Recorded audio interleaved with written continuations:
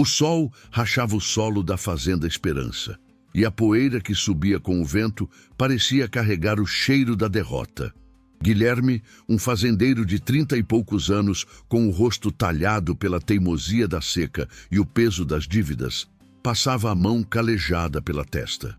A cada manhã, ao avistar as rachaduras no chão de terra seca, ele sentia o laço do agiota se apertar em seu pescoço.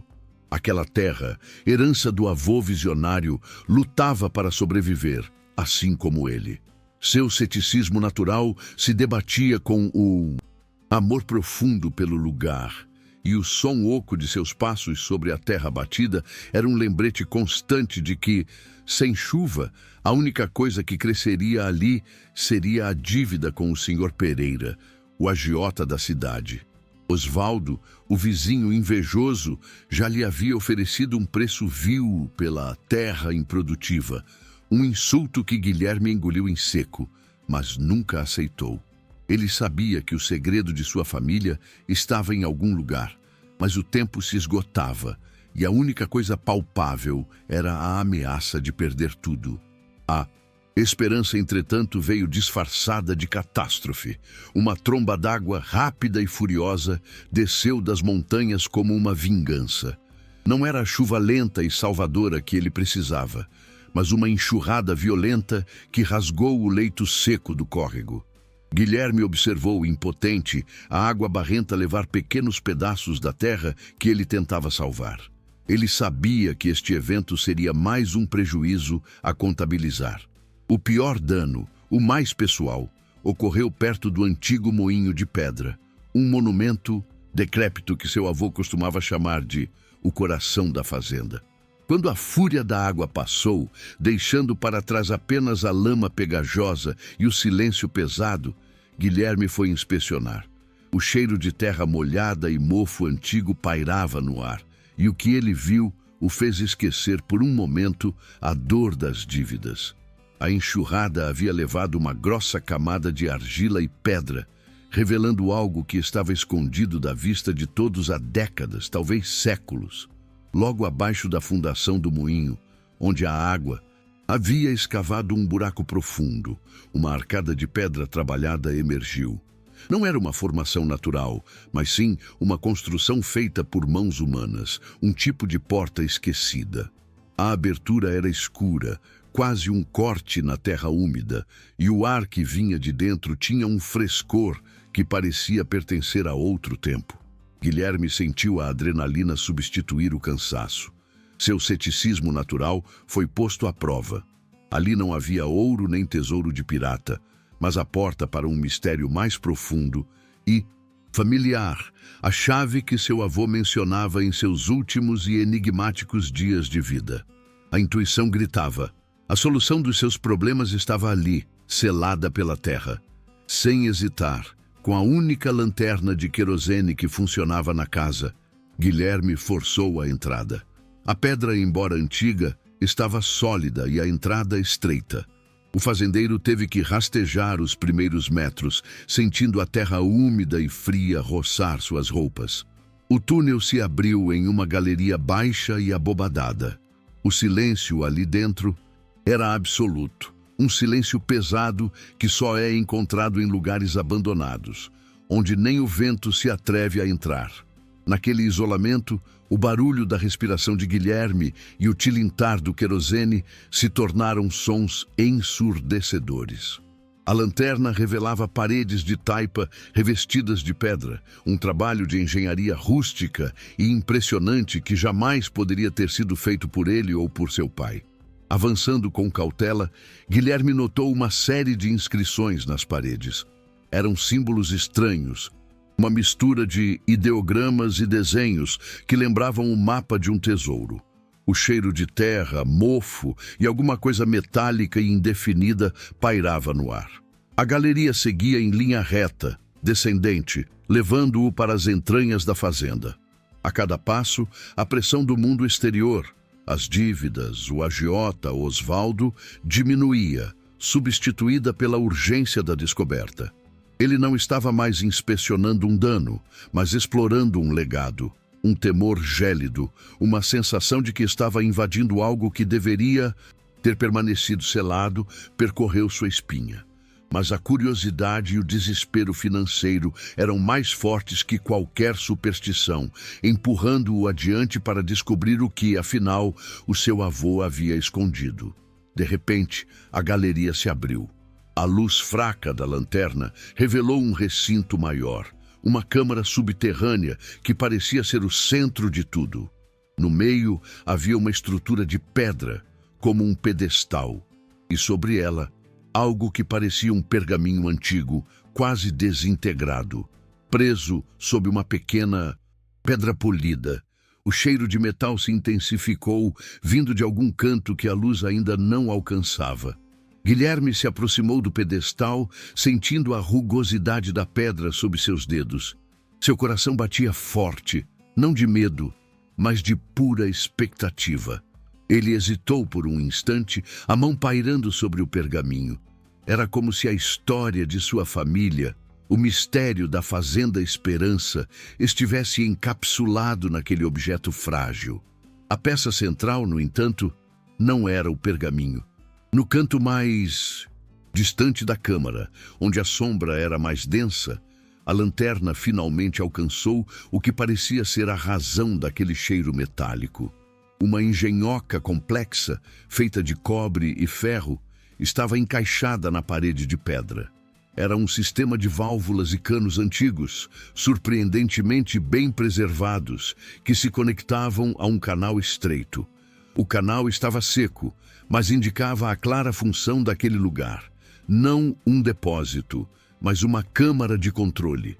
Aquele era um engenho, uma máquina de irrigação subterrânea, construída com uma mestria que desafiava o tempo. Guilherme percebeu que a verdadeira riqueza de sua terra não estava acima do solo, mas sim abaixo dele. Guilherme, então, com a cautela de quem lida com algo sagrado, pegou o pergaminho.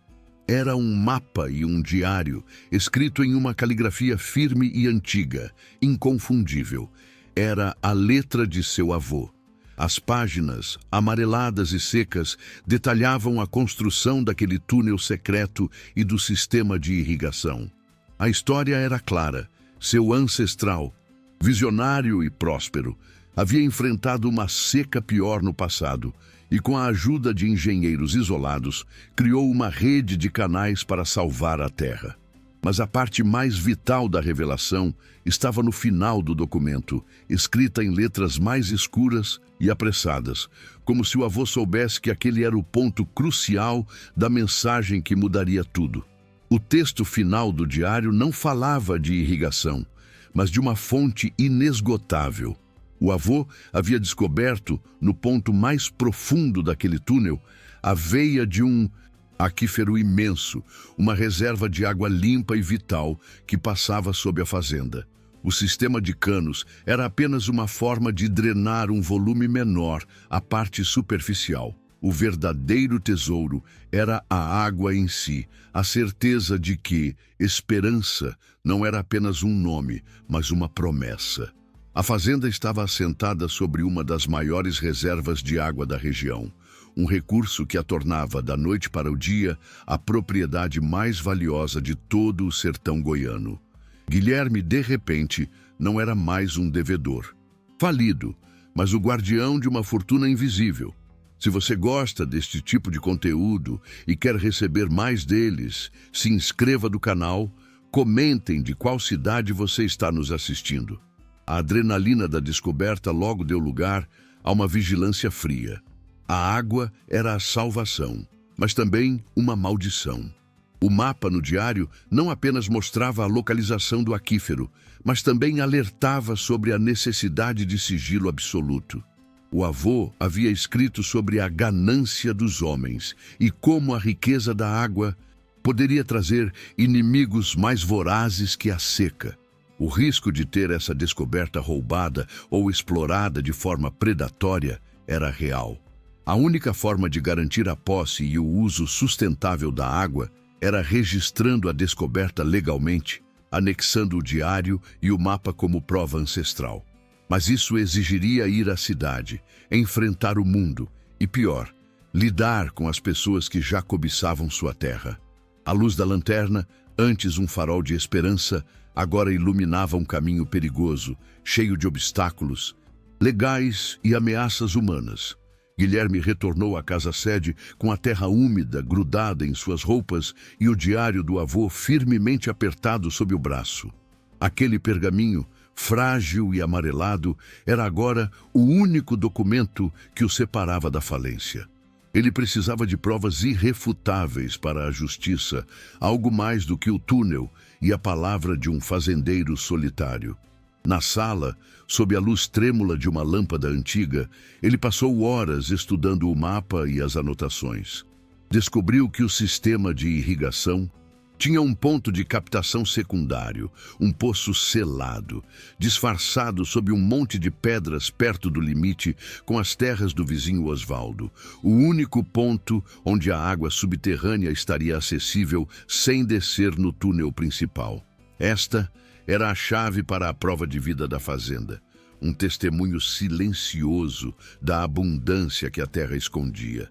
Guilherme sabia que o tempo era seu inimigo. Tinha que registrar a descoberta antes que o agiota Pereira executasse a dívida e, mais importante, antes que a notícia da enxurrada e de qualquer achado estranho pudesse se espalhar. A comunidade rural é uma teia de fofocas, onde segredos viajam mais rápido do que a água de um rio. No dia seguinte, sob o pretexto de consertar os danos da chuva, ele se dirigiu ao limite da propriedade. A sensação de estar sendo observado já era um peso em seus ombros, a paranoia se misturando com a realidade da sua situação. Ele cavou silenciosamente no local indicado, e o som oco da pá contra uma superfície de pedra confirmou a localização do poço selado. O ar fresco que subia pela fenda na pedra era o hálito do aquífero. A descoberta da água no poço selado era o cheque-mate para sua situação financeira, mas também o expunha a um novo perigo. Enquanto trabalhava, ele notou uma silhueta distante, parada no limite da propriedade do vizinho. Era Osvaldo, parado sobre sua cerca, observando-o com uma binóculo. O fazendeiro invejoso e calculista não precisava saber do aquífero. Bastava que ele desconfiasse da súbita obsessão de Guilherme por um pedaço de terra antes esquecido. Osvaldo sempre cobiçou aquela divisa, alegando que as terras do Esperança eram mais ricas em minérios. Guilherme cobriu rapidamente o poço com terra e galhos, disfarçando o local. A cobiça do vizinho era a primeira sombra a se projetar sobre sua nova esperança, e ele teve certeza que o segredo não duraria muito. A urgência o forçou a ir à cidade. Ele precisava de um advogado de confiança, alguém que entendesse as leis de propriedade de água e os trâmites de registro de um aquífero. A jornada até o cartório da cidade vizinha era longa, e a estrada de terra parecia interminável sob o sol escaldante. No caminho, ele se lembrou das palavras de seu avô sobre a ganância e sentiu um frio na barriga. O diário, guardado em um envelope selado no bolso interno de sua camisa, pesava como uma âncora. Na cidade, o ar era pesado de burocracia e de olhos curiosos. Ele evitou o cartório principal, temendo encontrar conhecidos do agiota, e procurou um pequeno escritório de advocacia no bairro mais antigo, buscando discrição acima de tudo. O advogado, um homem idoso chamado Dr. Elias, com anos de experiência em disputas de terra na região, ouviu a história com o ceticismo profissional de quem já viu de tudo. Quando Guilherme desdobrou o mapa e mostrou as fotos do túnel e do poço, no entanto, o semblante do advogado mudou. A verdade daquele achado era inegável. O Dr. Elias explicou que o registro do aquífero e a comprovação da propriedade ancestral poderiam salvar a fazenda da dívida, tornando a terra impenhorável e impossível de ser vendida a preço de banana. A única complicação seria a morosidade do processo, o que lhe daria tempo para o agiota agir.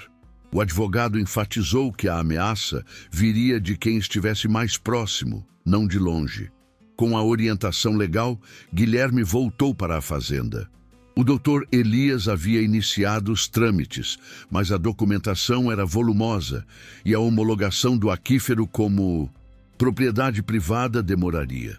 A prioridade agora era manter o segredo e fortificar as provas. O fazendeiro passou a noite revirando as caixas antigas na sede, procurando por mais documentos do avô, por qualquer coisa que reforçasse a data da construção do sistema. O cheiro de mofo e papel velho era uma constante. Ele encontrou antigos recibos de compra de materiais de construção, datados de 3 gerações atrás, e cartas que faziam referência a um projeto grande e secreto que salvaria a família. Na manhã seguinte, a ameaça se materializou. Guilherme encontrou um dos seus cavalos soltos e o portão principal, que sempre estava trancado, aberto.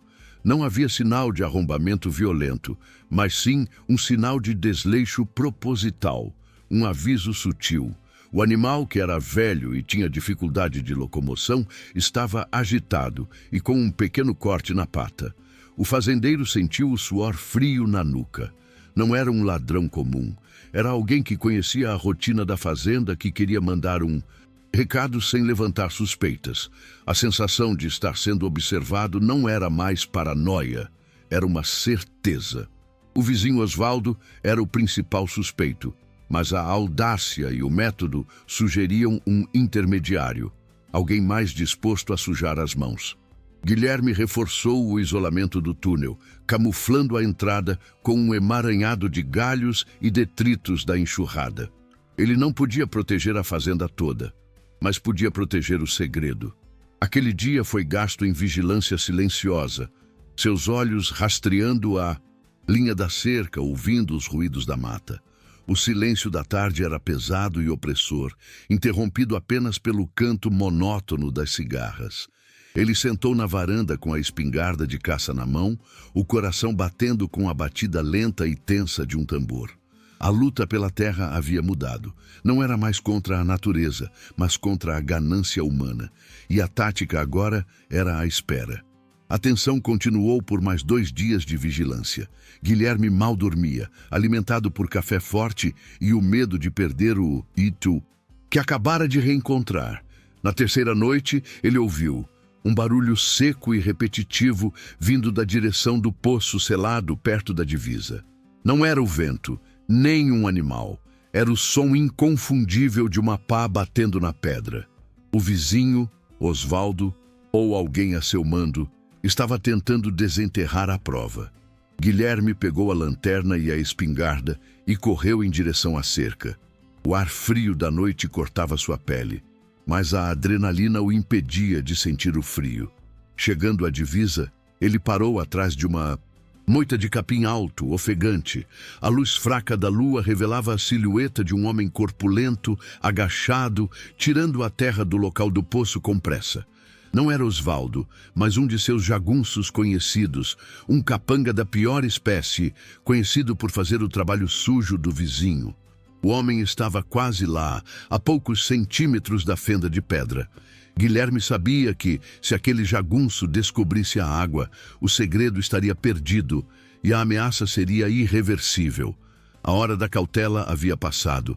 Era a hora de agir, de sair da sombra e defender o legado.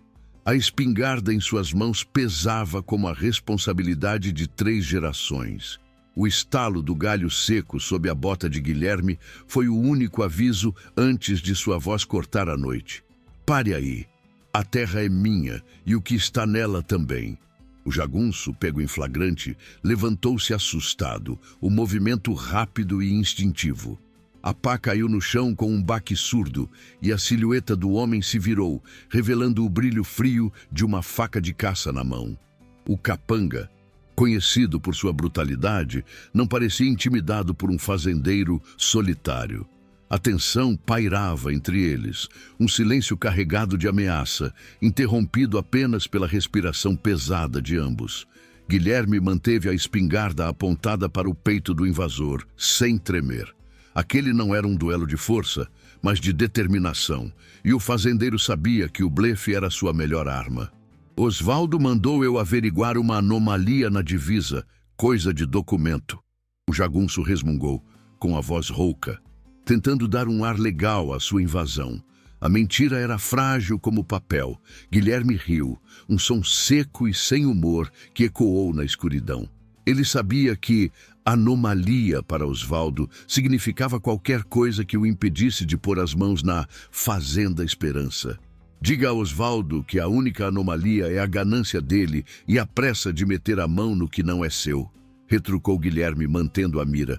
O jagunço deu um passo à frente, um movimento de ameaça, e Guilherme engatilhou a espingarda com um clique, alto e decisivo, que calou a noite e o capanga. A ameaça direta de Guilherme funcionou. O jagunço hesitou. Ele estava ali para um trabalho sujo e rápido, não para um tiroteio em campo aberto com um fazendeiro que parecia ter a determinação dos desesperados. O homem soltou a faca na terra. O som metálico da lâmina atingindo o solo era um símbolo de recuo. Eu vou, mas o patrão não vai esquecer disso, e ele tem mais braços que você tem na fazenda, disse o capanga, a voz pingando ameaça velada. Avisa o seu patrão que eu tenho o diário do meu avô e ele está seguro.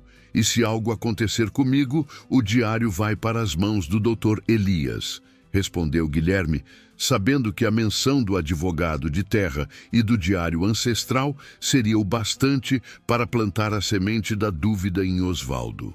O jagunço se retirou rapidamente para a escuridão da cerca de Osvaldo. Guilherme ficou parado por longos minutos, o corpo em um estado de alerta hiperagudo, ouvindo o som distante dos passos do capanga e o silêncio que retornava à mata. Ele havia vencido a primeira escaramuça, mas sabia que era apenas o começo. A menção ao diário e ao Dr. Elias era um blefe parcial, uma tática para ganhar tempo. O diário estava seguro na casa, mas a notícia da descoberta do túnel e, por extensão, do aquífero, agora estava oficialmente na boca do inimigo. A tensão mudou de uma expectativa para uma perseguição. Ele não era mais o guardião de um segredo. Era o alvo de uma cobiça incontrolável. No dia seguinte, a ameaça se tornou pública e oficial. Um aviso judicial foi entregue na porta da sede, assinado pelo advogado de Osvaldo. O documento alegava que, com base em levantamentos topográficos antigos, a área do moinho e, por implicação, o túnel, invadiam a propriedade do vizinho. Era a jogada legal que Osvaldo havia prometido. Guilherme sentiu o baque da burocracia. O agiota Pereira e o vizinho Osvaldo formavam agora um cerco financeiro e legal. Se a justiça demorasse a homologar o diário, a alegação de delisídio, Osvaldo criaria um impasse que poderia levar anos, tempo que Guilherme não tinha antes da execução da dívida. A esperança se transformava em uma luta desesperada por sobrevivência legal. A atmosfera na fazenda tornou-se pesada, carregada de presságio. Guilherme passou a andar armado o tempo todo, mas seu verdadeiro campo de batalha era o jurídico.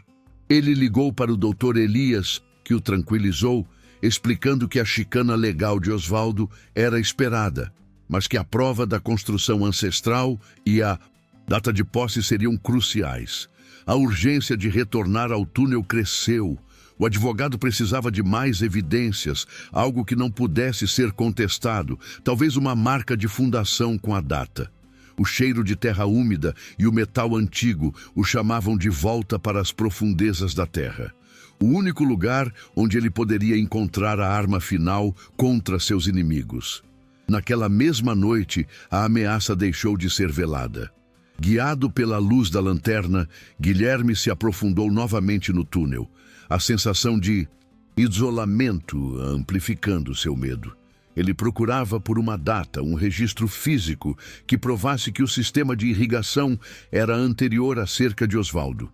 Ao se concentrar nos relevos da parede, notou um pequeno desvio lateral na galeria, um nicho que ele não havia visto antes, escondido atrás de um painel de taipa que parecia ter sido restaurado. Ele forçou o painel, sentindo o atrito da madeira velha, e a revelação o fez prender a respiração. O nicho escondido não continha ouro ou mais documentos, mas sim uma câmara pequena e claustrofóbica. No centro, havia um pequeno cofre de ferro embutido na rocha. Era a verdadeira arca do segredo.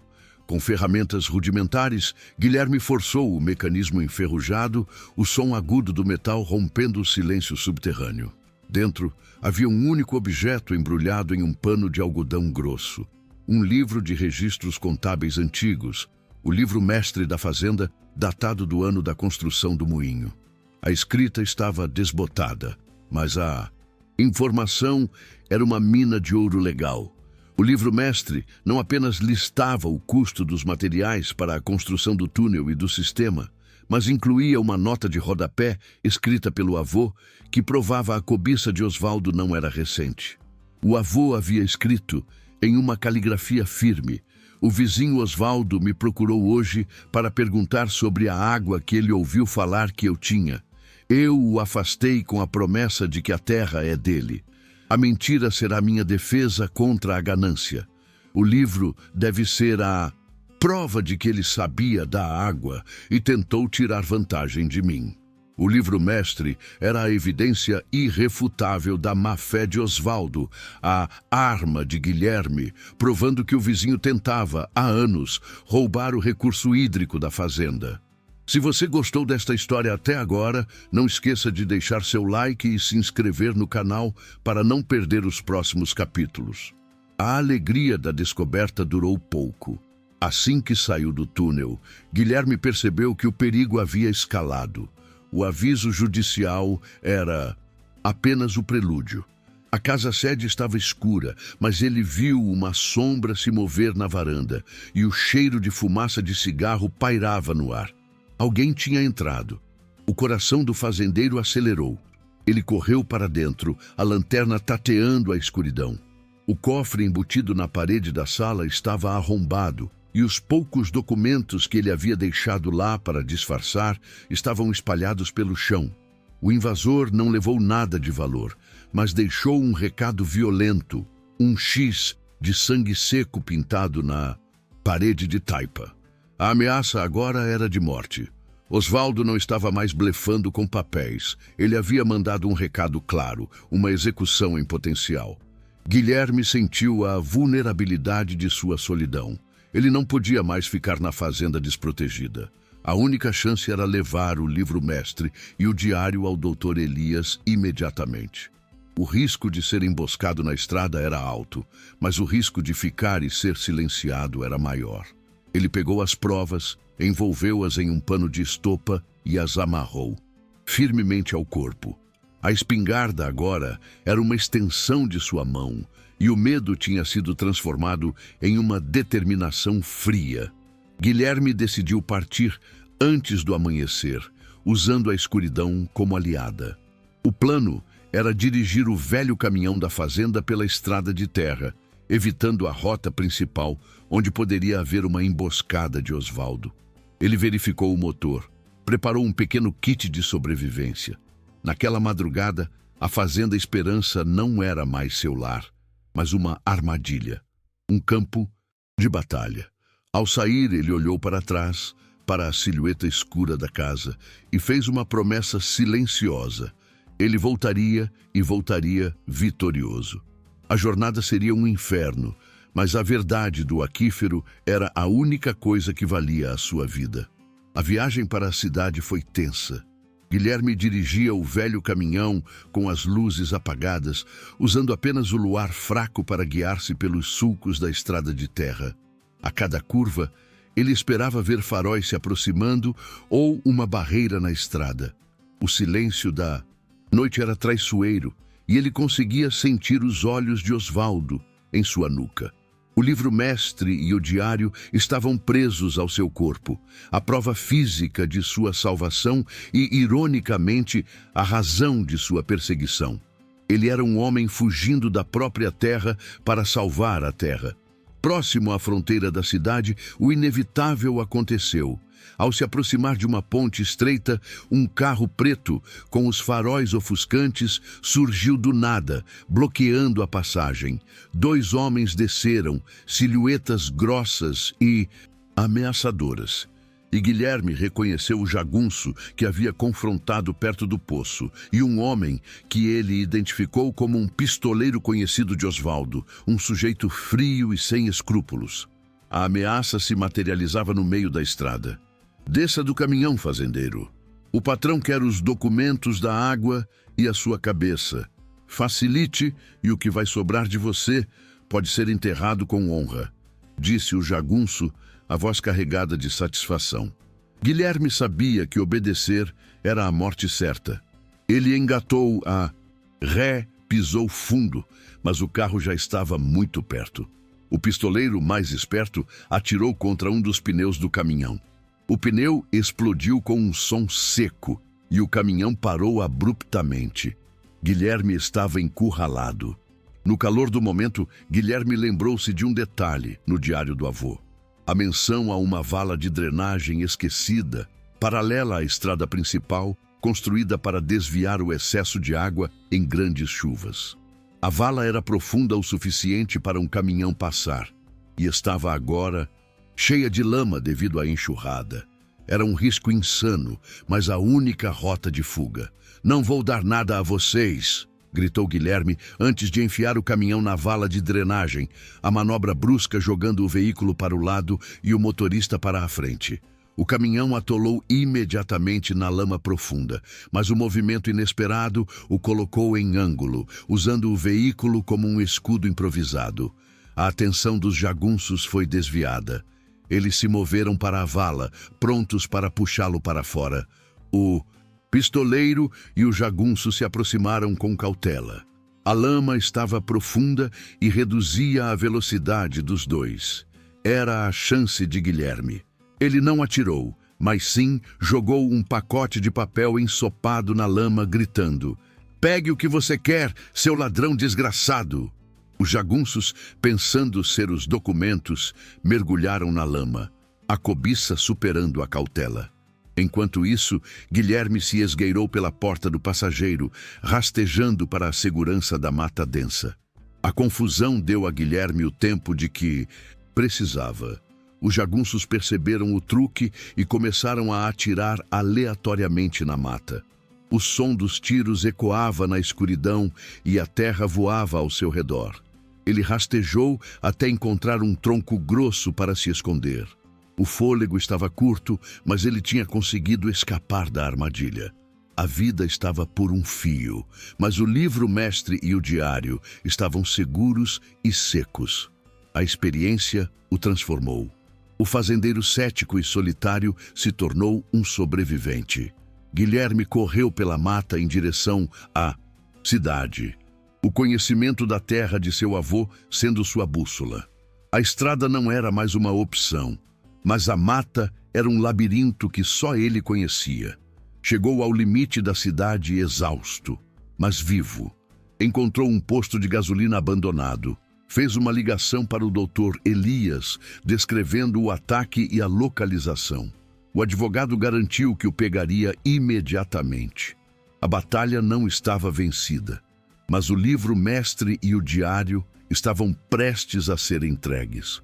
O confronto final não seria na escuridão da fazenda, mas na luz fria do tribunal. O Dr. Elias trabalhou com uma urgência que só a ameaça de morte poderia inspirar. O livro-mestre, com sua caligrafia antiga e o registro de compra dos materiais, e o diário, com o mapa do aquífero e o alerta do avô, foram protocolados no tribunal. A chicana legal de Osvaldo desmoronou com a chegada das provas, e o juiz, notório por sua integridade, marcou uma audiência emergencial para resolver a disputa. A Fazenda Esperança estava em risco de ser invadida e Guilherme de ser silenciado, e o tribunal era o único refúgio seguro. A audiência foi tensa. Osvaldo, elegante em seu terno caro, parecia confiante, apoiado pelo advogado que desdenhava da prova, alegando que eram Documentos falsificados de um fazendeiro falido. Guilherme, sentado ao lado do Dr. Elias, com o rosto marcado pela jornada e a determinação fria, aguardava. O ponto de virada veio quando o Dr. Elias apresentou o livro-mestre, não apenas como um registro contábil, mas como um documento ancestral de posse, e em seguida leu a nota de rodapé sobre a tentativa de Osvaldo de comprar a terra há anos. O silêncio na sala foi absoluto. O juiz olhou para Osvaldo, cuja confiança esvaiu-se, o rosto pálido. A prova não era apenas sobre a água, mas sobre a ganância e a má-fé do vizinho. O doutor Elias, então, apresentou a cereja do bolo, o laudo preliminar de um hidrólogo, atestando a existência de um vasto aquífero sob a Fazenda Esperança, cuja exploração, se não fosse controlada, poderia secar as fontes da região. A alegação de Osvaldo não era apenas uma disputa de terra, mas uma ameaça ecológica. Osvaldo tentou interromper, gritando que as provas eram um teatro. O juiz o silenciou com um golpe forte do martelo. A verdade era clara. A construção do túnel era anterior a qualquer documento de posse de Osvaldo, e o conhecimento da água era um segredo de família, não uma invasão. A revelação do aquífero mudou o foco da disputa. Não era mais sobre dívidas, mas sobre o controle de um recurso vital para a comunidade. O juiz proferiu a sentença em um tom severo. A posse do túnel e do aquífero era inquestionavelmente de Guilherme, com base nos documentos ancestrais. A ação legal de Osvaldo foi arquivada, e uma investigação sobre a invasão e a ameaça de morte foi aberta. A dívida com o agiota foi suspensa e a Fazenda Esperança foi declarada inalienável devido ao seu novo valor estratégico e ambiental. O confronto havia terminado. Guilherme havia vencido, não com tiros, mas com a verdade e o legado de seu avô. Guilherme saiu do tribunal como um homem novo.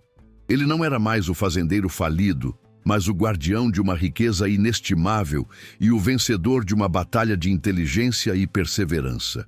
Osvaldo e seus comparsas enfrentariam a justiça e a ameaça estava neutralizada. A verdadeira vitória, no entanto, seria celebrada na fazenda, onde a promessa de água significava a restauração de um sonho familiar e a esperança de uma vida próspera.